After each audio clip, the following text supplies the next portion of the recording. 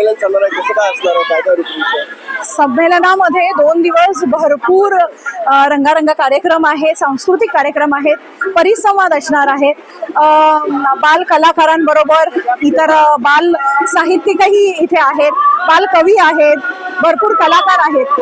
त्यामुळे एकूण सगळा जो काय कार्यक्रम आपण बघताय तो कार्यक्रम म्हणजे नवी मुंबईकरांनी आम्हाला दिलेला प्रतिसाद आहे.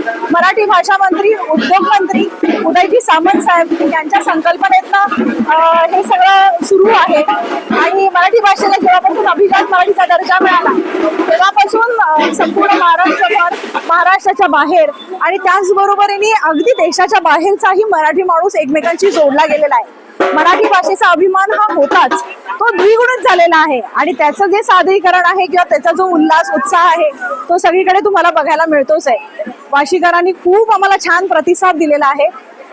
काही दिवसांपूर्वी विश्व संमेलन हे आपलं नाशिकला झालं होतं आणि त्यासाठीही नाशिककरांनी अप्रतिम प्रतिसाद दिला. आता पुढे आम्ही महिला संमेलन करणार आहोत, युवा संमेलन आहे.